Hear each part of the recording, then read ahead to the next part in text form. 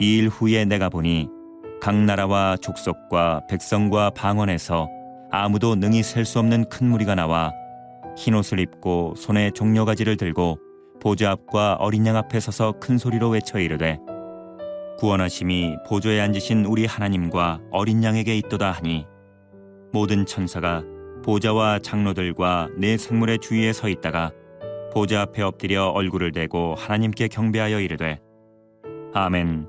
찬송과 영광과 지혜와 감사와 존귀와 권능과 힘이 우리 하나님께 세세토록 있을지어다. 아멘 하더라.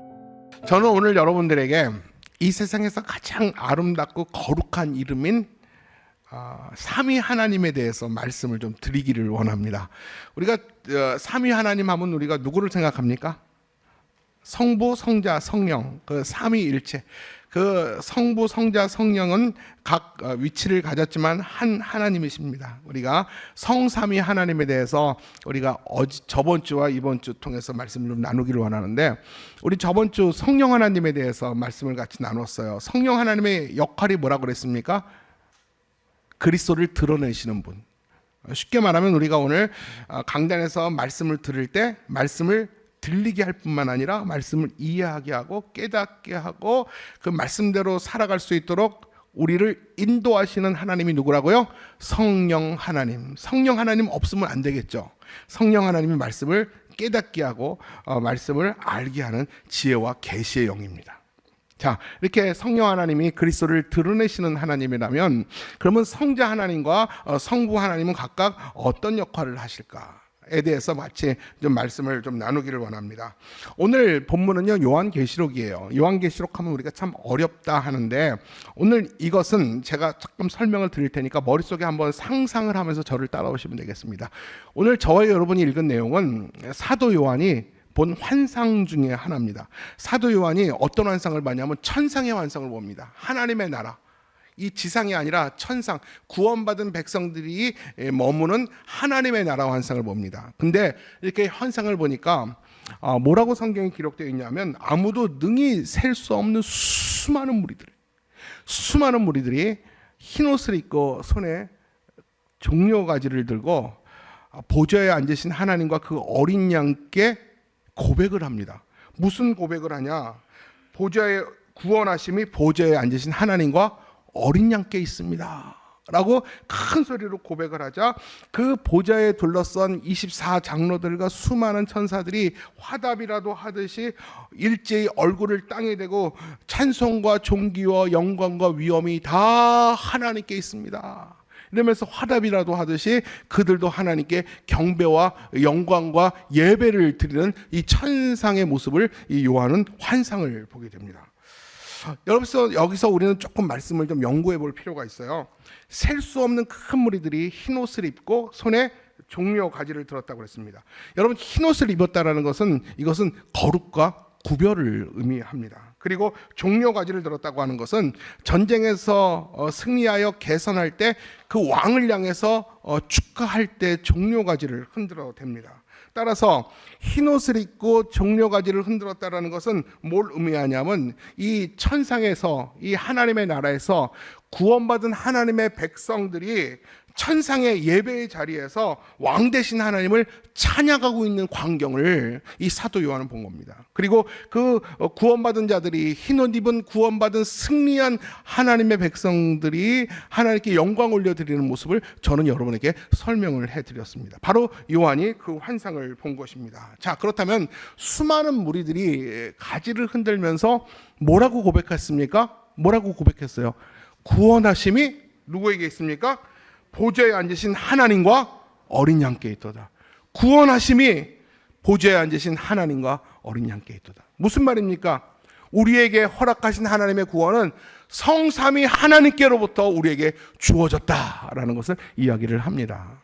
사랑하는 여러분, 저와 여러분에게 하나님은 구원을 선물로 주셨습니다. 그 구원을 누가 주셨습니까? 삼위 하나님이 주셨습니다. 여러분, 우리가 삼위 하나님의 역할에 대해서 굳이 따져본다면, 특히 이 구원에 있어서 성삼위 하나님의 역할을 굳이 따져본다면, 성부 하나님은 구원을 계획하셨습니다.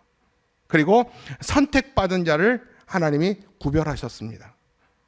그리고 성자 예수님은 그 구원을 자신이 십자가의 죽으심으로 구원을 이루셨습니다. 그래서 예수님은 구속하셨습니다. 그리고 성령 하나님은 구원받은 우리들이 구원이 완성될 수 있도록 주님은 우리를 생각하시고 우리를 기억하시고 끝까지 우리를 구원에 완성할 때까지 이끌어 가시는 것이 성령 하나님입니다. 그래서 우리가 여러분 이런 찬양 여러분 아십니까? 하나님이 선택하셨고 예수님이 구속하셨고 성령님이 인치셨으니 할렐루야 하나님 찬양. 제가 웬만하면 노래를 안 부르려고 하는데 가세의 은혜가 되시길 바랍니다. 하나님이 선택하셨고 예수님이 구속하셨고 구원받은 우리들을 누가 끝까지 견인하신다고요? 성령 하나님. 그렇기 때문에 이 천상에서는요 우리에게 구원을 베푸신 분은 하나님이십니다 하면서 모든 영광과 존귀와 예배가 하나님께 있습니다 하면서 아멘 아멘 하면서 하나님께 예배와 영광을 올려드린 겁니다. 사랑하는 성도 여러분, 우리에게 구원을 베푸신 삼위 하나님을 향해서 우리도 천상의 예배처럼 아멘 아멘 하면서 하나님을 경배하는 인생 사시기를 주님의 이름으로 축복합니다. 그러면 오늘은 이제 성자 예수님을 좀 더 구체적으로 배워보도록 하겠고요. 그리고 성부 하나님에 대해서는 한 가지 성품만 말씀을 나누면서 설교를 정리하도록 하겠습니다. 자, 그러면 성자 예수님이 어떤 역할을 하시는지, 우리에게 성자 예수님이 어떤 사역을 하시는지 말씀을 통해서 한번 같이 공부해 볼게요. 여러분, 예수님은 우리들을 구원하시는 우리의 구주이십니다.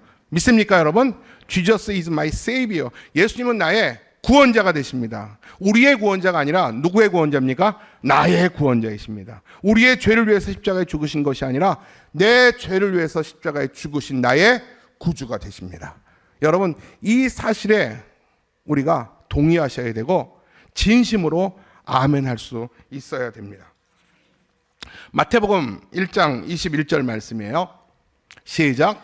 아들을 낳으리니 이름을 예수라 하니 이는 그가 자기 백성을 그들의 죄에서 구원할 자이심이라 하니라. 우리가 일반적으로 예수님을 뭐라고 말합니까? 예수님 또는 로드, 주님이라고 말하고 일반적으로 예수 그리스도다라고 말합니다. 여러분, 예수 그리스도라는 것은 두 가지 의미가 합쳐진 한 단어입니다.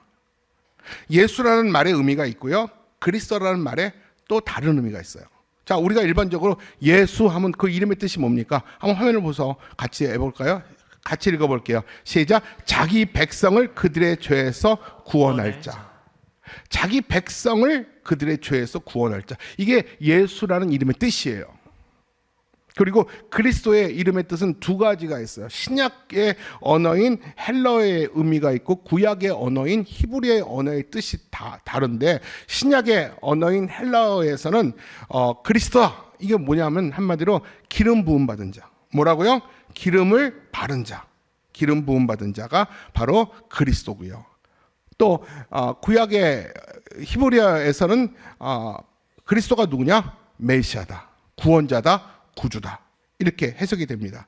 근데 여러분, 이 구약 시대 때는요 어떤 사람에게 임명을 하고 어떤 사람을 특별하게 세울 때 머리에 기름을 바르는 경우가 있어요. 모든 사람을 다 머리에 기름을 바르는 게 아니라 특별한 사람에게 머리에 기름을 바릅니다. 어떤 사람에게 바르냐면 잘 기억하세요. 세 가지 직위에게 발라요. 제사장, 선지자, 왕에게 기름을 붓습니다. 그러면 예수가 기름 부음 받았다라고 말한다는 것은, 다시 말하면 예수 그리스도는 우리의 제사장 되시며 우리의 선지자 되시며 예수 그리스도는 우리의 왕 되십니다라는 말의 의미입니다. 따라서 예수 그리스도, 그 이름의 뜻은 뭐냐면 예수님은 우리를 죄에서 구원하시는 구주이시며 왕이십니다. 다시 말할게요. 예수 그리스도, 그 이름의 뜻은 뭡니까? 예수님은 우리의 죄에서 구원하시는 구주이시며 내 인생의 왕이십니다라는 의미예요.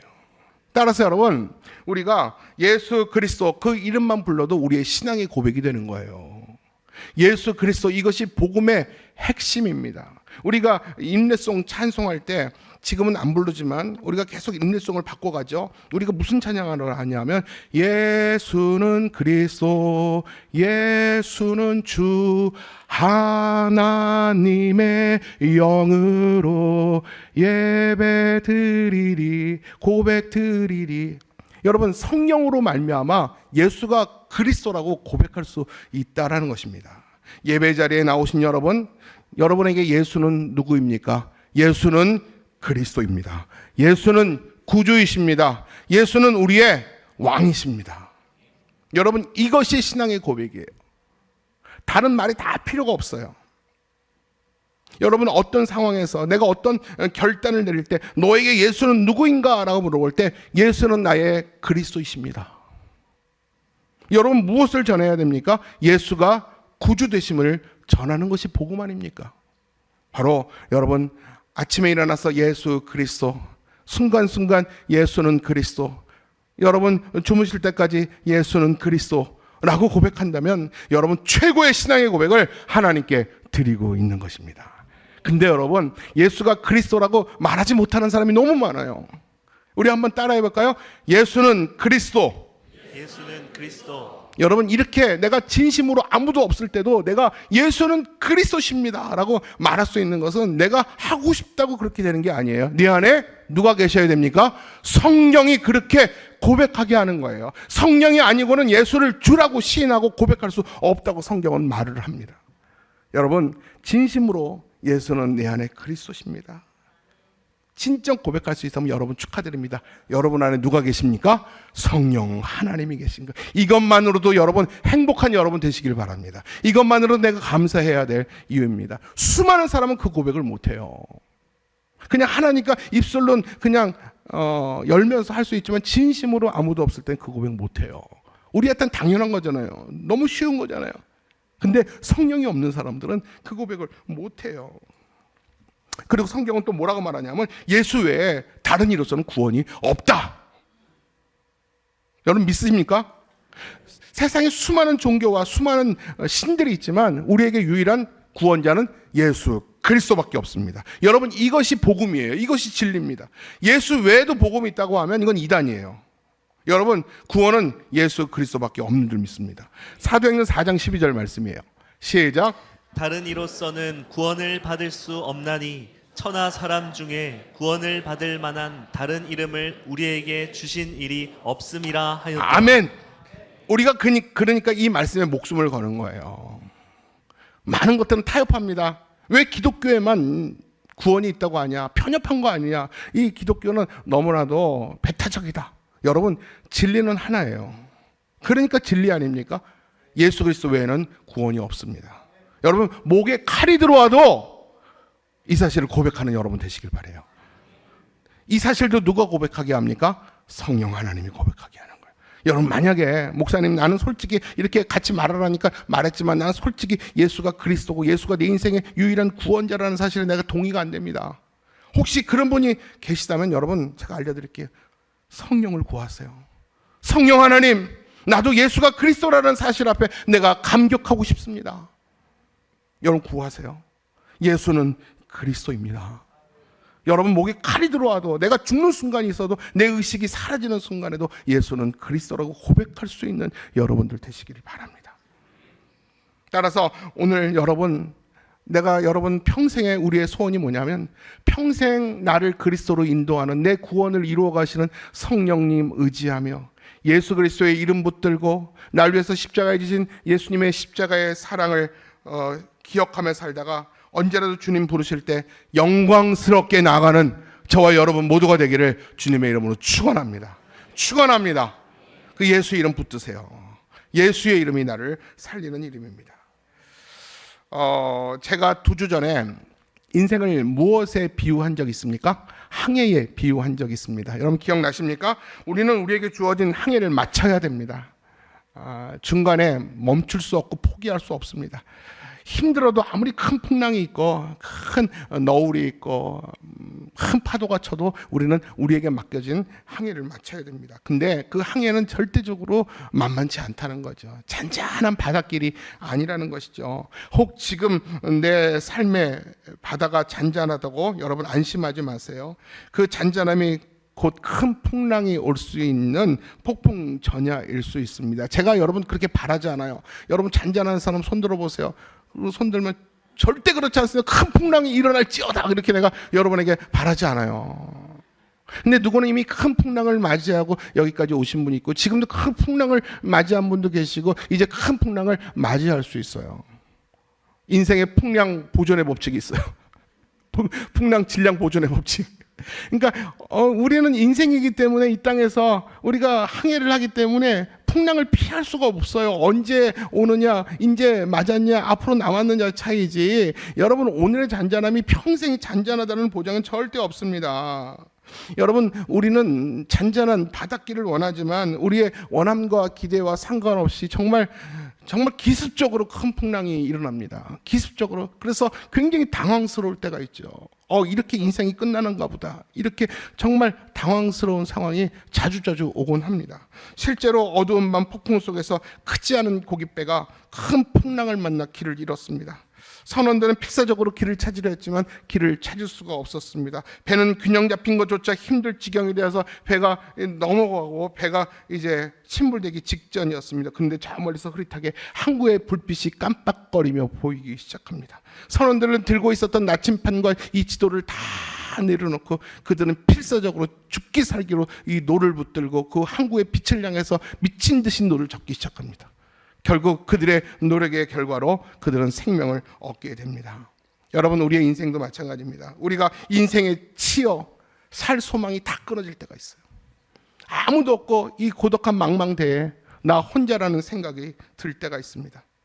여러분 바로 그때가 우리 인생의 빛 되시는 예수님께 우리의 시선을 집중해야 될 때이며 죽기 살기로 주님께 나가야 될 때입니다. 이것저것 이 사람 저 사람에게 하소연하는 게 아니에요. 내 마음 알아달라고, 내가 얼마나 힘든지 알아달라고 이 사람 저 사람 만나서 눈물 보이며 하소연하고 가슴 칠 것이 아니라 그때가 바로 모든 삶의 소망이 끝나는 그 순간이야 바로 우리의 시선을 하나님께 집중해야 될 때이며 죽기 살기로 주님께 가야지만 우리가 살 길이 열리는 때인 것입니다. 그런데 여러분 빛 대신 주님이 자신에게 올 수 있도록 하나님은 우리에게 은혜 베푸셨는데 그게 뭐냐면 강력한 노를 주셨어요. 절대 부러지지 않는 노. 그 노의 이름이 뭔지 아십니까? 예수의 이름이에요. 예수의 이름. 예수의 이름에는 권세와 권능과 기적이 있는 줄 믿습니다. 여러분 예수의 이름이 나를 풍랑에서 건지시는 능력의 이름이에요. 아무리 큰 풍랑이 일어나도 예수의 이름 꼭 붙들고 성령 의지하여 예수의 이름 붙들면 여러분 하나님이 여러분 살려주시고 책임져 주시고 오른손으로 높이 들어주실 줄 믿습니다. 여러분 예수의 이름의 권세가 얼마나 대단한지 아십니까? 우리 일상에서 예수의 이름의 권세가 있어요. 그 첫 번째로는요 예수의 이름으로 기도할 때 기도의 권세가 우리 가운데 임합니다. 우리 요한복음 14장 13절로 14절이에요. 한번 믿음으로 같이 한번 선포합니다. 시작. 너희가 내 이름으로 무엇을 구하든지 내가 행하리니 이는 아버지로 하여금 아들로 말미암아 영광을 받으시게 하려 함이라. 내 이름으로 무엇이든지 내게 구하면 내가 행하리라. 아멘. 여러분 14절 볼까요? 주님께서 말씀하셨어요. 내 이름으로 예수의 이름의 권세로 무엇이든지 내게 구하면 내가 행하리라. 할렐루야. 예수의 이름의 권세와 예수 이름이라는 노를 붙들고 이 풍랑을 돌파해가는 여러분들 되시길 바랍니다. 그 은혜가 여러분에게 있기를 바라요. 둘째, 예수 이름에는요 이김과 승리의 권세가 있어요. 뭐라고요? 이김과 승리의 권세가 있어요. 예수님의 이름으로 사탄과 귀신을 꾸짖으면 악한 것들이 벌벌 떨며 즉시 떠나갑니다. 아멘입니까 여러분? 사도행전 16장 우리 18절 말씀이에요. 시작. 바울이 심히 괴로워하여 돌이켜 그 귀신에게 이르되 예수 그리스도의 이름으로 내가 내게 명하노니 그에게서 나오라 하니 귀신이 즉시 나오니. 귀신이 어떻게 나왔어요? 꾸물꾸물 됐더라? 생각해보고 나왔더라? 아니에요. 즉시 나왔더라. 여러분, 이 바울과 실라가 빌립보 지방에서 복음을 전할 때 점치는 여종인데 귀신 들렸어요. 근데 그 점은 안 치고 계속 이렇게 그러면서 이제 바울과 실라를 따라다니는 거예요. 그러면서 복음을 막 조롱합니다. 바울이 예수는 그리스도십니다. 그럼 예수는 그리스도시야. 그러면서 뭐 이렇게 자꾸 복음을 조롱하고 따라다녔어요. 그때 바울이 그를 보고 심히 괴로워했다고 그랬어요. 심히 괴로웠다는 건 뭐냐면 감정적인 이 어떤 불만족이나 감정적인 어떤 화가 분노가 아니라 이것은 영적인 문제구나. 저거는 그냥 멘탈의 문제가 아니라 저거는 영적인 문제구나. 그래서 예수의 이름으로 내어 쫓았더니 즉시 나갔더라. 이렇게 이야기를 합니다. 여러분, 예수의 이름에는 권세가 있습니다. 예수의 이름으로 꾸짖을 때 악한 것들이 즉시 나갈 줄 믿습니다. 여러분 믿으시기를 바랍니다. 여러분, 나는 없고 오직 예수의 이름이 선포될 때 악한 영들은 여러분 저항하지 못해요.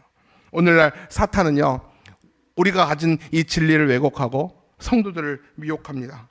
여러분, 자꾸 우리를 유혹하고 미혹하고 우리를 진리에 집중하지 못하도록 우리의 시선과 우리의 마음을 흔드는 그런 상황 속에 있다면 여러분, 그럴수록 더욱더 여러분 이 성경의 말씀과 성령의 인도하심, 다시 뭐라고요? 성경의 말씀, 약속된 성경의 말씀과 오늘도 붙들고 계시고 나를 생각하시는 이 성령의 인도하심으로 말미암아 분별력을 가지십시오.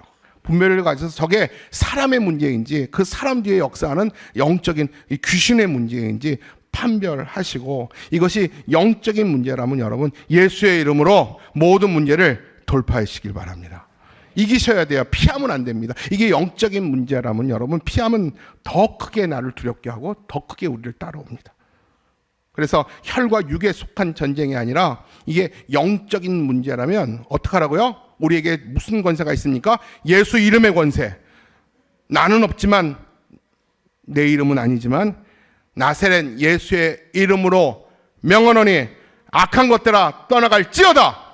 여러분 그렇게 선포하세요. 여러분의 이름으로 선포하는 거 아니에요. 여러분이 그렇게 고백하고 선포할 때 그리스도 예수의 권세가 순간 임하게 될 줄 믿습니다. 여러분, 예수의 이름에는 승리와 이김이 있습니다. 마지막 세 번째로는요, 예수의 이름에는 치료와 회복의 권세가 있어요. 예수님의 이름으로 질병의 세력을 명하면 질병의 세력이 무너져요. 사탄의 견고한 진이 예수의 이름 앞에서 한순간에 무너지게 됩니다. 사도행전 3장 6절에 보면 사도 베드로가 성전 앞에 앉아있는 그 앉은 병인을 향해서 뭐라고 선포합니까? 은과 금은 내게 없거니와 내게 있는 것으로 내게 주노니 곧 나사렛 예수의 이름으로 일어나 걸으라. 일어나 걸으라. 나사렛 예수의 이름으로. 은과 금은 내게 없다. 내가 너를 도와줄 것이 없다. 근데 예수의 이름은 내게 있다. 예수의 권세가, 능력의 이름이 내 안에 있다. 능력의 이름, 예수의 권세의 이름으로 명하노니 일어나 걸으라. 그가 걷기도 하고 뛰기도 했습니다. 또 여러분 야고보서 5장 14절에 보면 예수의 이름으로 치유의 권세가 일어나는 현장이 있어요. 우리 야고보서 5장 14절이에요. 시작. 너희 중에 병든 자가 있느냐? 그는 교회의 장로들을 청할 것이요 그들은 주의 이름으로 기름을 바르며 그를 위하여 기도할지니라. 여러분 성경에서 뭐라고 말하냐면 너희 중에 병든 자가 있느냐? 그럼 두 가지 조치를 취하라는 거예요. 잘 들으세요. 교회 가서 교회 장로들을 청해라. 그리고 두 번째 뭐냐면 예수의 이름으로 기름을 바르면서 기도해라. 이게 무슨 말일까요? 자, 첫 번째, 교회 장로들을 청하라. 교회 내에 병자가 있다면, 여러분 교회 내에 병자가 있습니까? 없습니까? 있어요. 여러분 저도 병자예요. 여러분 육체적 병자, 정신적인 병자, 영적인 병자, 심리적인 병자, 관계의 병자, 무지하게 많죠. 여러분 병자 아닌 사람 있습니까? 여러분 저는 약을 몇 가지 먹는지 아세요? 기본적으로 3가지 약은 기본으로 먹어요. 혈압, 당뇨, 고지혈. 제가 지금 감기가 안 떨어졌는지 코가 계속 비염 때문에 맹맹해서 약을 먹고 왔는데 약이 취해가지고 2부 때는 무슨 소리인지 생각이 안 날 정도로. 약이 없으면 살 수가 없어요. 주 없이는 살 수 없는데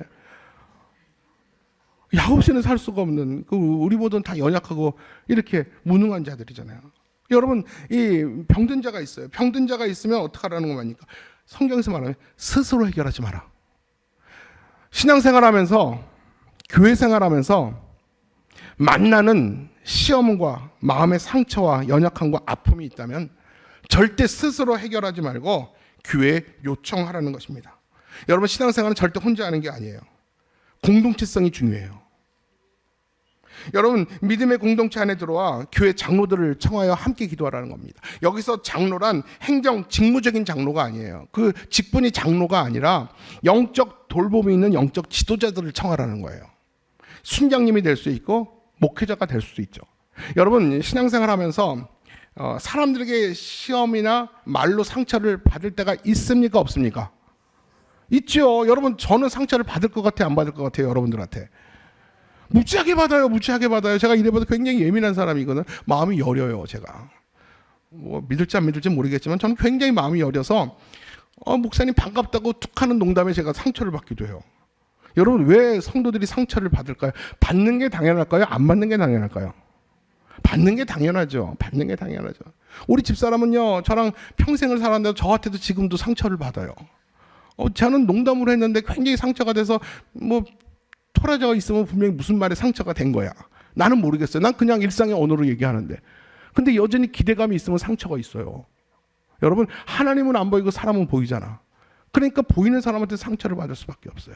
교회 안에서 신앙생활 잘하자고 하면서 섬기면서 봉사하면서 사람한테 수근수근거리는 이 상처 때문에 병든다면 이것도 병듦이에요. 이게 바로 신앙의 병듦이에요.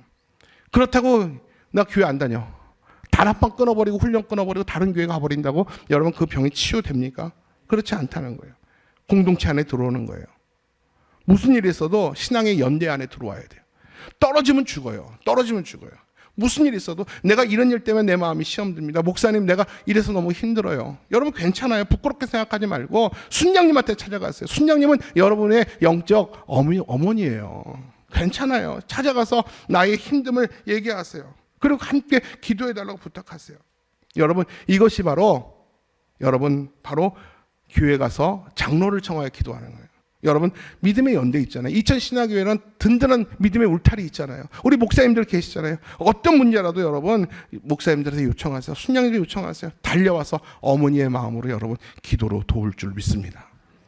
그 두 번째는 또 어떻게 말하냐면, 병든 자가 있다면 주의 이름으로 기름을 바르고 기도하라. 주의 이름으로. 여러분, 예수의 이름은 단순한 이름이 아니에요. 죽은 자도 살리는 생명의 이름입니다.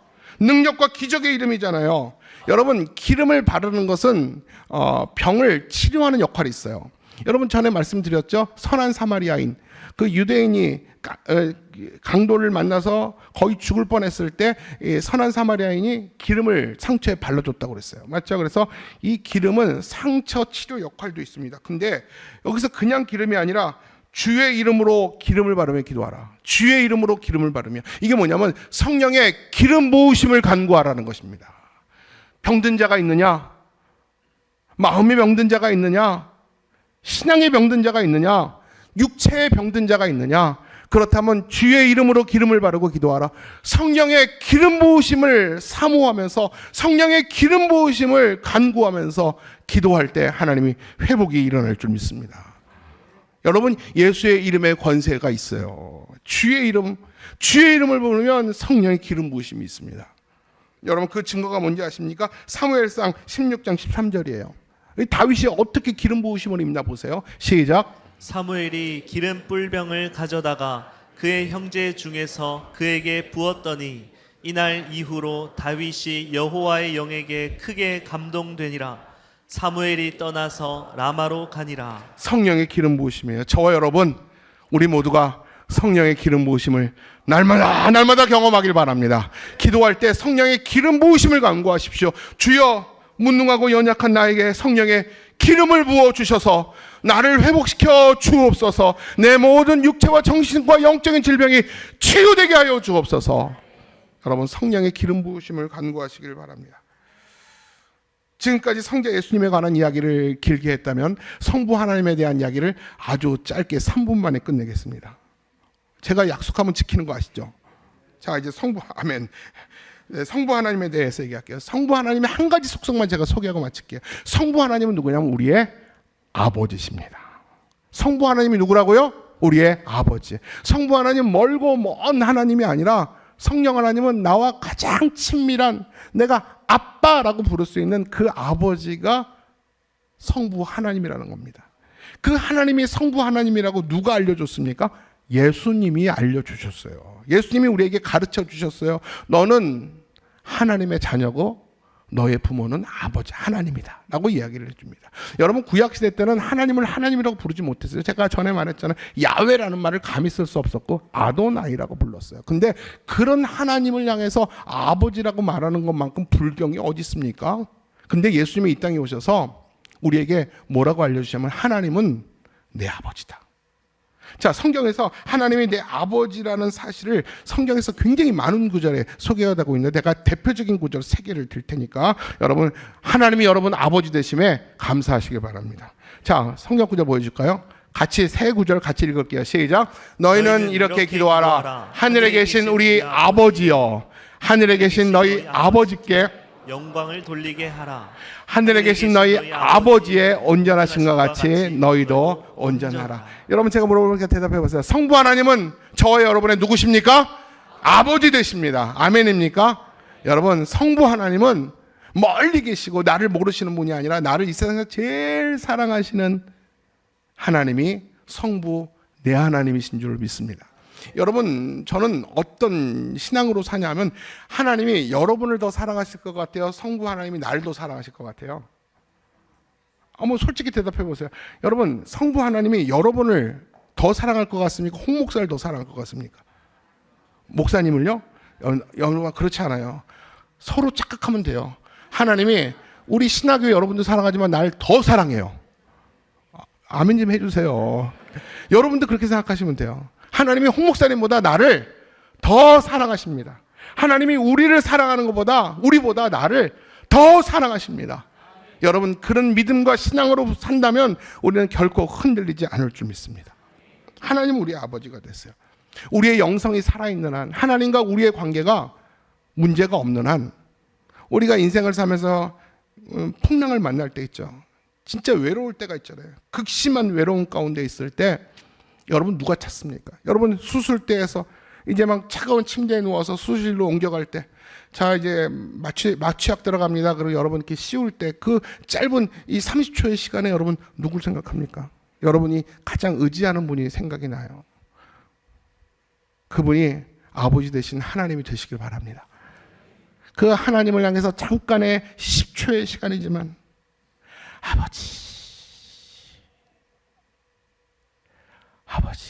아버지라고 부를 때 내 마음의 짧은 시간이지만 감동이 되며 하나님이 내게 위로 주실 줄 믿습니다. 그리고 눈에 너무 기도할 것이 많고 너무 어이가 없어서 너무 바닥까지 떨어진 상태에서 억장이 무너지면 기도도 안 나오잖아요.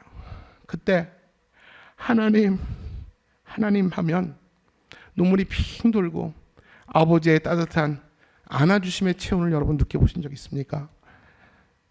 어떻게 그럴 수 있습니까? 아버지가 우리의 하나님 되십니다. 하나님, 내가 죽게 되었습니다. 두려워 말라, 내가 너와 함께함이라. 놀라지 말라, 내가 너의 하나님이 됨이라. 하나님께서 내 편이 되어주시고 모두가 다 내 곁을 떠난다 할지라도, 피난한다 할지라도 나를 지키시고 나를 사랑하는 아들이라고 축복하시는 분은 내 아버지가 되실 줄 믿습니다. 그 은혜를 여러분 만나시기를 바랍니다. 말씀을 정리하도록 하겠습니다. 온 세상과 온 우주 가운데 가장 거룩하고 귀하고 보배로운 이름이 누굽니까? 삼위 하나님이세요. 오늘 요한계시록 본문은요, 장차 이루어질 우리가 들어갈 하나님 나라의 영광을 보여주는 거예요. 우리는 지금 지상에서 살지만 우리의 구원이 완성되는 날 우리도 흰 옷 입고 손에 종려나무지를 흔들면서 하나님을 향해 그렇게 고백할 거예요.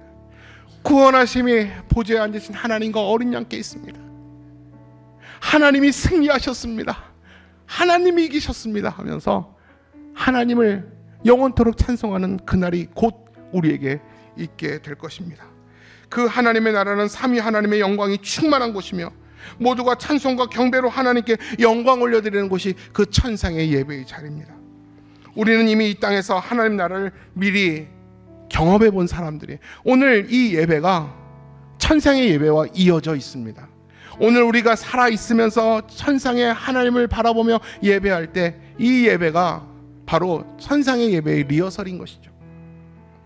오늘도 사랑하는 여러분, 남은 여생 평생 삼위 하나님을 예배하며 그 삼위 하나님만 자랑하며 그 삼위 하나님을 영화롭게 해드리는 저와 여러분 모두가 되기를 주님의 이름으로 축원합니다. 저는 오늘 여러분에게 한 가지만 제안하겠습니다. 오늘 여러분 자리에서 한번 다 일어나 보십시오. 그래서 오늘 사도 요한이 환상을 보았던 구원받은 흰옷 입은 백성들이 천상에서 모든 구원하심이 하나님과 그 보좌로부터 나왔습니다. 그렇게 고백한 그 고백을 우리도 한번 따라해 봅시다. 이 고백이 우리의 고백 됐으면 좋겠습니다. 그리고 보좌에 둘러선 24장로들과 수많은 천사들이 그 흰옷 입은 천사들의 그 찬송에 화답하듯이 모든 찬양과 영광과 존귀가 다 하나님께 있습니다. 그렇게 고백했던 것처럼 오늘 이 자리가 삼위 하나님의 이름이 거룩해지며 오늘 우리가 드려진 이 모든 고백과 찬양을 하나님이 다 기억하시고 하늘로부터 복 내려 주실 줄 믿습니다.